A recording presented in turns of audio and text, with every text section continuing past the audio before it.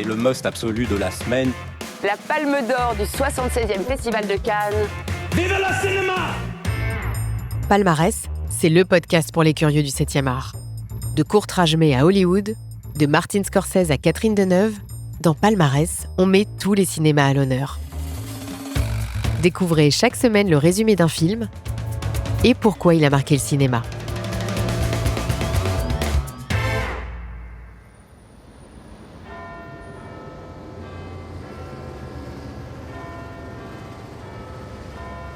Pour ce nouvel épisode de Palmarès, place à un film de gangster. Plutôt comique que dramatique, et surtout très british, c'est Snatch. Le second film de Guy Ritchie, sorti en 2000. Juste avant, l'Anglais présente Arnaque, crime et botanique en 1998. 4 jeunes mecs noyés dans la mouise mais se sont plongés. Moi, je panique. Ils me doivent un demi-million de livres. Je vous laisse une semaine pour trouver de quoi payer. Un premier film racontant la vie de bandits de Londres, où la patte de sa filmographie à venir s'impose déjà. Un montage très dynamique, très cut comme on dit dans le jargon, un humour percutant et des personnages atypiques. Vous le connaissez peut-être pour les deux Sherlock Holmes et The Gentleman, mais bien avant, il a imposé ses thèmes de prédilection, le crime et le braquage, deux mots associés au titre plus long du film au moment de sa sortie en France. Snatch, tu braques ou tu raques. Pour son second essai, le réalisateur retrouve Jason Statham, à qui il confie le rôle principal. Oui, l'acteur de Fast and Furious avant qu'il se consacre majoritairement aux films d'action. Mais un autre nom pourtant seulement casté dans un rôle secondaire participe à séduire le public. C'est celui de Brad Pitt, qui est déjà à l'époque une star d'Hollywood. C'est l'Américain en personne qui, impressionné par le film de Ritchie, le sollicite et accepte de baisser son salaire habituel pour avoir un rôle. Snatch est construit avec deux histoires en une. Entre une histoire de match de boxe truqué et celle d'un vol d'un diamant de 86 carats. Le tout s'articule pendant 1h40 et embarque les spectateurs dans les quartiers populaires de Londres. Ce film, c'est une intrigue pas si simple à résumer, avec une dizaine de personnages qui apparaissent parfois quelques minutes seulement et qui s'entremêlent dans des situations assez loufoques. Mais Palmarès s'est collé à l'exercice, en espérant que cet épisode vous donnera envie de le découvrir ou de le revoir.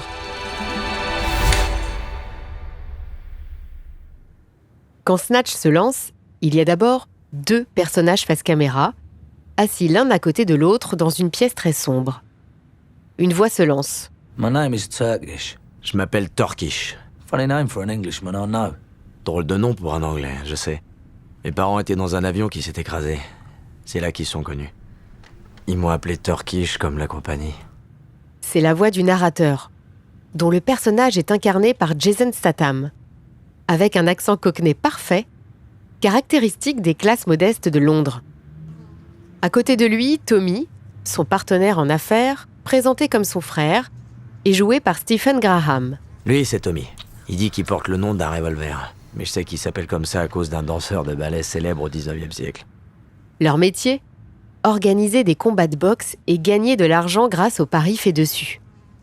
Dans ce décor sinistre, un terme qui caractérise la plupart des décors du film, Turkish explique que jusqu'ici, il ne connaissait pas grand-chose en matière de diamants et qu'il était heureux en organisant ses combats. Est-ce que je connais des diamants ? Ils viennent d'Anvers, non ? Mais en une semaine, tout va changer. Changement de séquence et direction Anvers, en Belgique, où par l'intermédiaire d'une caméra de surveillance, on voit des hommes en tenue de juifs orthodoxes être fouillés avant d'entrer dans un immeuble. Ils arrivent dans un appartement ultra sécurisé de l'un des plus célèbres diamantaires de la ville.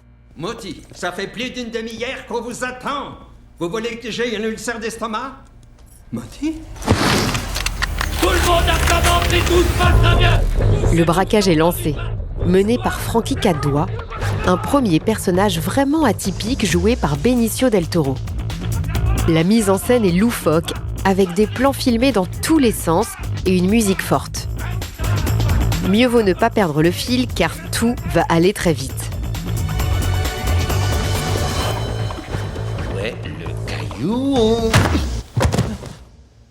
Ils sont venus pour un objet en particulier, un diamant de 86 carats, et repartent avec. Leur but ? Le livrer à Avi, un membre haut placé de la mafia new-yorkaise, la soixantaine passée, avec des cheveux blancs bien coiffés et une grosse moustache. Ces personnages, Guy Ritchie nous les montre un à un avec des zooms appuyés et leurs noms apparaissant à l'écran. Ne somnolez pas, parce qu'ils vont s'enchaîner. Je vous disais que Snatch mêlait 2 histoires en une. Regarde ça. Comment je peux gérer une affaire dans un truc pareil? De leur côté, Turkish et Tommy sont toujours là. Vous vous souvenez? Les 2 frères qui organisent des combats de boxe. Tout est arrangé. T'as juste à la prendre. Voilà l'adresse. C'est un campement. Attends, c'est pas des manouches au moins? Turkish est à la recherche d'une caravane et envoie Tommy dans un campement de gitans pour lui en dégoter une. Pourquoi est-ce que t'as une arme dans ton futal? Pour me protéger. Qui te l'a vendu? Boris le hachoir. Un nouveau personnage est introduit. Heavy's good. Lourd, c'est bien. Heavy's reliable. Lourd, c'est plus fiable. If it doesn't work, you can always hit him with it. S'il marche pas, on peut toujours assommer avec. Boris le hachoir, aussi appelé Boris par balle, qui fournit Tommy en armes. En même temps, Turkish et Tommy sont en tractation avec un gangster haut placé à Londres, appelé Tête de Brique. What the fuck are you two looking at? Mais putain, qu'est-ce que vous regardez, hein? Pour le jouer, Ritchie a fait appel à l'acteur anglais Alan Ford, qui excelle. Tête de Brique demande une faveur à Turkish, lui trouver quelqu'un pour combattre à main nue. Ou plutôt, il lui commande à coups d'insultes et le menace de le donner à manger au cochon. On dit que le moyen préféré de Tête de Brique pour éliminer quelqu'un, c'est un paralyseur, un sac plastique, du ruban adhésif et quelques cochons affamés. Si Snatch est aussi célèbre, c'est aussi pour ses répliques saillantes, et en particulier celle de Tête de Brique. Comme tous les combats, ce match de boxe à main nue sera truqué. La personne choisie pour aller sur le ring aura une obligation, s'incliner dans le dernier round. De l'autre côté, Frankie Caddois a toujours son diamant volé dans une mallette. Avi l'envoie à Londres chez son cousin Doug, alias le cerveau, pour faire estimer le diamant. Avec une consigne très claire. Évite les casinos. Éviter les casinos où Frankie, gros joueur, pourrait faire flamber tout son argent. À bientôt, Avi. 84 carats. Où? Londres. Londres? Londres. Londres? Oui, Londres. Fish, chips, tasse de thé, bouffe dégueu, tant de merde, Mary Poppins de mes deux, Londres. Parallèlement, Frankie, le voleur de diamants, fait appel à Boris le hachoir pour obtenir une arme pour se protéger. Mais l'ancien agent du KGB va en profiter pour tenter de voler le diamant en faisant appel à ses petits gangsters, Vinny, Sol et Tyrone. Boris connaît la faiblesse de Frankie avec l'argent et va donc l'inciter à parier sur un combat de boxe non autorisé. Je connais un bookmaker qui prendra les paris. Un piège, bien sûr. Les gangsters de Boris le hachoir l'attendent de pied ferme pour lui voler le diamant. Dans Snatch, tout est souvent aussi affaire de coïncidence. Ou presque. C'est un campement? Un campement de manouches. Dans le mille. Qu'est-ce qu'on fout ici? On vient acheter une caravane. De retour dans l'arche narrative de Turkish et Tommy, en pleine visite d'un camp de gitans pour trouver une nouvelle caravane, Tommy tombe sur un personnage singulier dont ils ont du mal à définir l'origine. La tête de Mickey O'Neill apparaît. Des cheveux mi-longs, une barbe de quelques jours, un chapeau sur la tête, une chaîne autour du cou, et vous l'avez reconnu... Tommy, come back, Cadron. T'es Tommy? Tu vas parler à la caravane? Mr. Arnaud. Fuck, man. Tommy, Mickey. Monsieur O'Neill. Ah, ta connerie. Appelle-moi Mickey. C'est Brad Pitt, dans la peau d'un gitan, à l'accent méconnaissable. Il y a un problème avec les manouches ou les gitans. Hey, qu'est-ce que tu fous le poli? Il va te faire voir. On comprend pas grand-chose à ce qu'ils racontent. Que même eux ont du mal à comprendre. Ils bouffent les mots. Ils parlent mal. Ça va bien? Ouais, t'en es deux et puis ça va beaucoup ici, tu sais. Pour la petite histoire, L'accent singulier de Brad Pitt a été trouvé en plein tournage parce que l'Américain n'arrivait pas à maîtriser le simple accent british ou irlandais. Dans un combat improvisé, Mickey se bat avec Gorgeous George, un boxeur travaillant pour le compte de Tommy et Turkish. Ce moment rappelle évidemment Fight Club de David Fincher, où Brad Pitt combattait aussi torse nu. Retourne à terre, putain, ou tu te relèveras pas la prochaine fois. J'ai pas encore fini le boulot. La scène est filmée au ralenti, avec en fond Golden Brown des Stranglers. Le moment est assez important pour comprendre que ce gentil petit gitan amateur de tatouage, comme l'appelle le narrateur, est doué pour les combats à main nue. Le film continue de passer d'un personnage à l'autre, et donc, retour au diamant. Boris propose à Sol et Vinny, ses petites mains, de braquer une agence de paris. Un peu plus tard, les gangsters échoueront, faute d'argent dans les caisses du bookmaker. Mais ils ne sont pas venus pour rien. À la place, ils parviennent à enlever Frankie et à le livrer à Boris.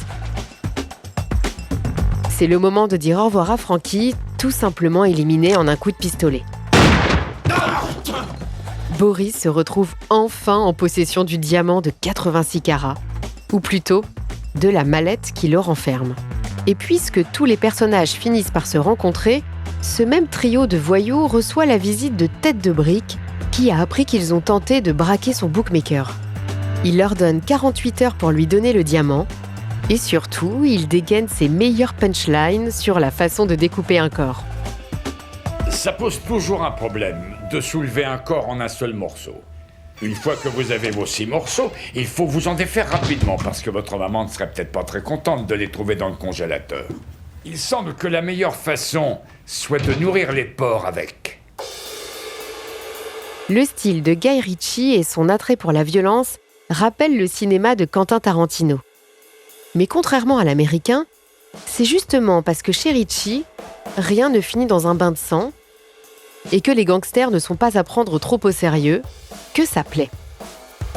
Snatch divertit, avant même que l'on puisse s'intéresser aux personnages en profondeur et encore moins s'y attacher.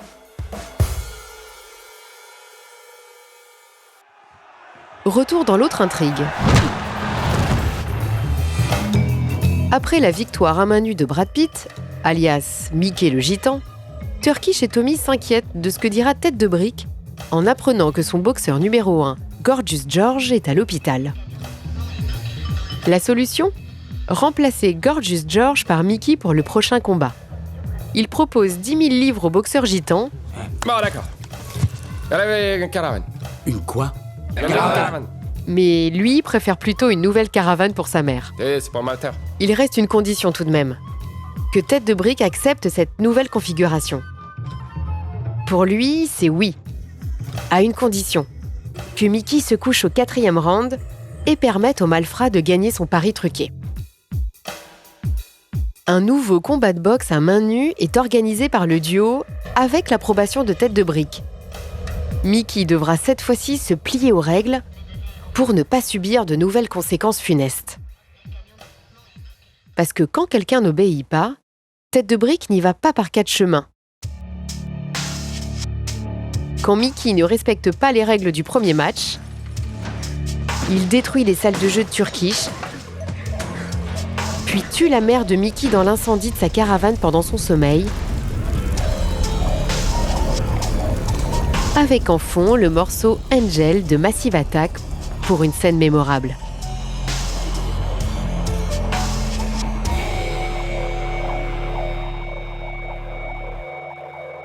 La dernière partie du film approche. Le temps peut-être de permettre à certains des personnages de se croiser de nouveau. Boris, le fournisseur d'armes, a toujours le diamant, qu'il compte revendre à Doug, le diamantaire. Tony, engagé par le mafieux new-yorkais Avi pour kidnapper Boris et récupérer le diamant, réussit sa mission. Sur la route, Turkish et Tommy, venus à la rencontre de Doug, ont un accident de voiture avec Tony et Avi. seul le garde du corps d'Avi est tué.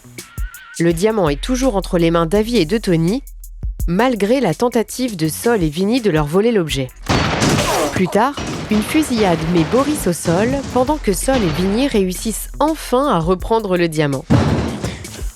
Difficile de les imaginer finir avec. Il ne faut que quelques minutes à l'armoire à glace qu'est Tony pour les retrouver. Tous rassemblés dans une petite pièce, ils se font avoir par un chien. Oh putain, donne-moi cette saleté de clébard! Le chien attrape le diamant, l'avale et s'en va par la fenêtre. Chez les gangsters, plutôt que de courir après un chien, on lui tire dessus. Saleté de clébard! Viens, Tony! Tony? Mais Avi vise très mal et tue Tony, l'homme qu'il avait engagé pour kidnapper Boris. Rien à déclarer? Si, n'allez pas en Angleterre. Défait, bredouille, il retourne à New York. C'est l'heure aussi de retrouver Turkish et Tommy. Malgré la mort de sa mère dans l'incendie de sa caravane, Mickey accepte de combattre.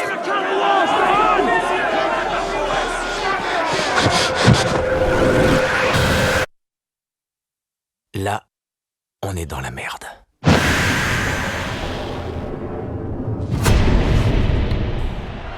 Il ne respecte toujours pas les règles et fait tomber son adversaire.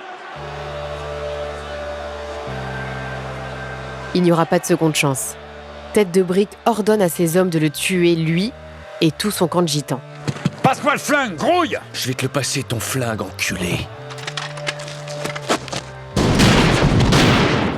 Mais le stratagème s'inverse. La bande de Mickey tue la bande de Tête de Brique, qui y passe aussi. Le grand mafieux est donc mort. Mais le diamant n'est toujours pas là. Au lendemain du drame, Turkish et Tommy retournent au camp de gitans, se font surprendre par la police qui leur demande la raison de leur présence. Voilà qu'apparaît le chien. Vous savez, le chien qui a avalé le diamant. L'excuse est toute trouvée. Ils sont là pour le promener. Qu'est-ce que vous savez des gitans? Qu'il faut pas leur faire confiance. En partant des lieux avec le chien, et donc le diamant dans la voiture, ils croisent sur leur route Sol et Vinny qui espéraient eux aussi trouver l'animal. Vous pouvez m'expliquer ce que fait un cadavre manchot dans votre coffre? Trop tard.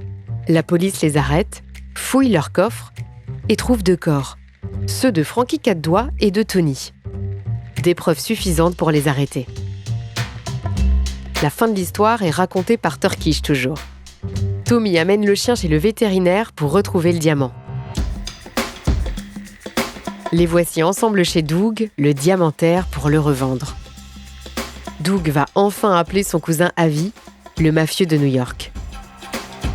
L'heure est enfin venue pour lui de reprendre l'avion pour récupérer son butin.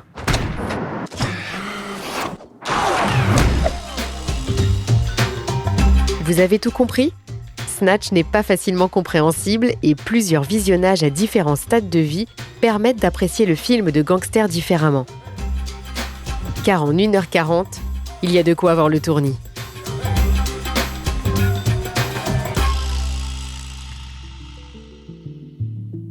Dès sa sortie en 2000, Snatch entre dans le rang des films cultes et participe à la naissance d'un réalisateur anglais, Guy Ritchie.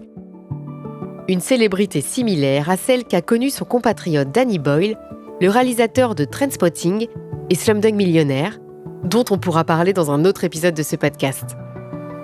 Le film a été écrit rapidement par le réalisateur, à peine 3 mois, plus ou moins en même temps que son premier film, Arnaque, crime et botanique.